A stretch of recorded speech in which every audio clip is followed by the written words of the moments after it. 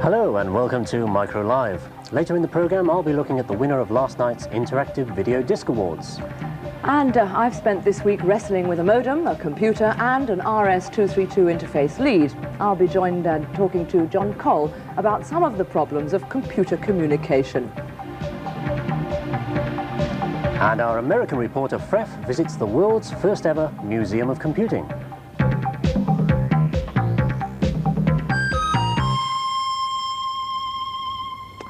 Before all that, though, later this month, a computer adventure game called Spellbreaker will be released in the UK. Here's the pack. It's available for a range of micros, including the Apple Macintosh and the Commodore 64, and it's the latest release from the American games company Infocom. Well, earlier this year, Infocom invited Micro Live to film behind the scenes during the writing of the game. The headquarters of Boston software company Infocom. The software writers are holding their regular technical meeting. I've got this spell in Spellbreaker that's turning out to be a serious source of bugs. It's called Gurgle, and what it does is stop time. So what's going on internally when you cast a spell? I mean, the status line updates, the interrupts run? Yeah, everything still happens to you because time is subjective. At least, well, in this game, time is subjective. The status line records your own subjective time, and it keeps advancing. So that's okay. The problem is just that all the interrupt routines, the things that would run periodically, like, you know, a million tons of rock falling on your head, have to stop.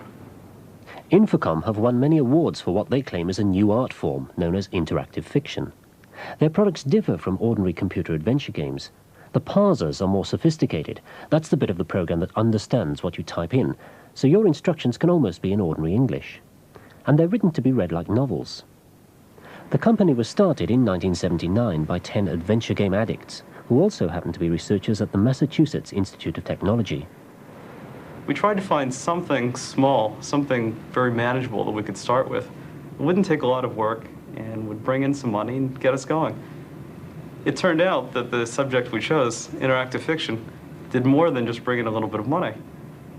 It formed the basis of a major ongoing business.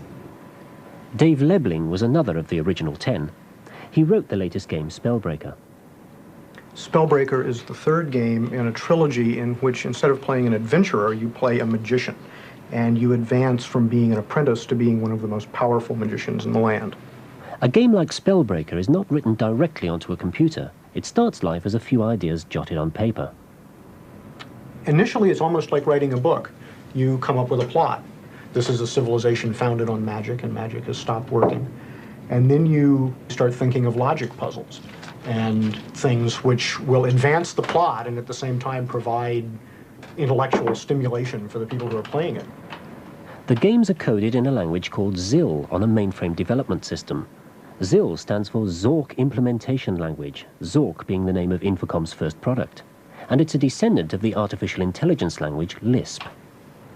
What makes ZIL special for that is that the language itself knows a lot about interactive fiction. And when I say knows, I mean built into the language are a lot of tools for manipulating objects and characters so that each writer doesn't have to start from scratch. Writers and programmers aren't necessarily the same sort of creatures.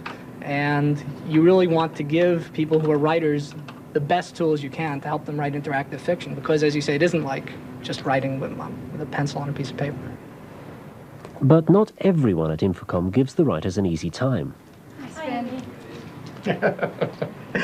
Debuggers, testers, their job is to make my life miserable.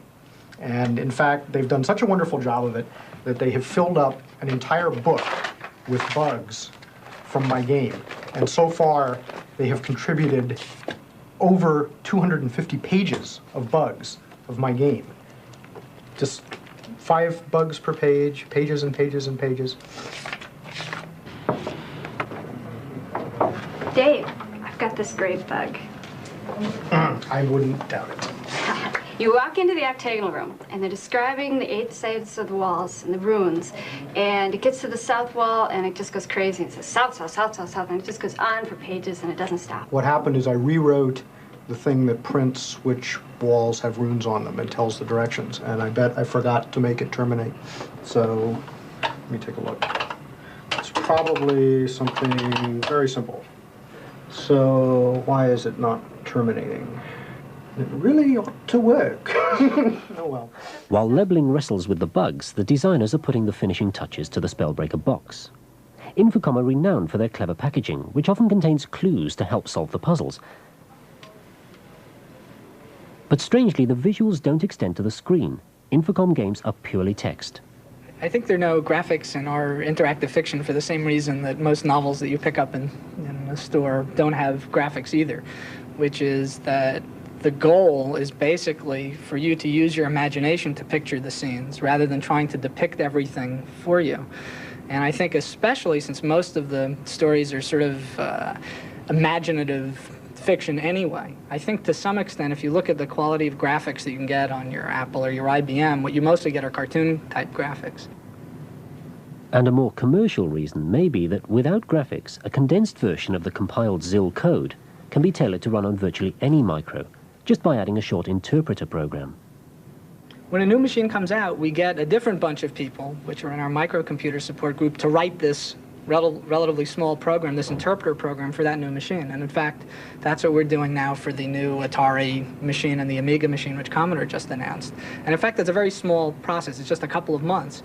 And once that little interpreter program is written, our whole product line will then run on that machine without modification.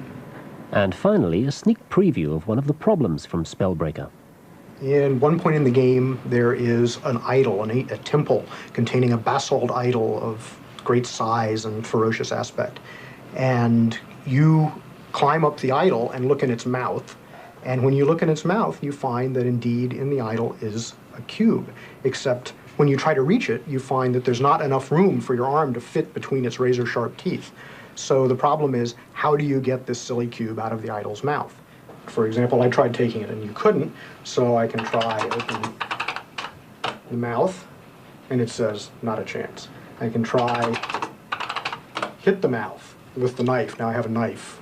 It says, I've known strange people, but fighting a mouth, that's silly. You could try magic. There's a magic spell which opens things. It says there's no hinge there. You can't open something without a hinge. It's not a door. So the problem was how to do it. And in fact, I was stumped myself. I came up with this idea. I invented the idol. I invented its mouth. So I thought about it for a while. I couldn't come up with an answer. So I talked to the other writers and got, as it turned out, some very good suggestions. For example, Steve Moretsky, who wrote some of our other games, said, well, you know, if you yawn, you're going to open your mouth. So that brought up the question of, well, how do you make a stone idol yawn? Which led to yet another possible additional complication, which is that you had to make the idol come to life, to animate, and then make the silly thing yawn. So in fact, that's what we implemented. So I would say, Malion the idol. Malion animates an inanimate object.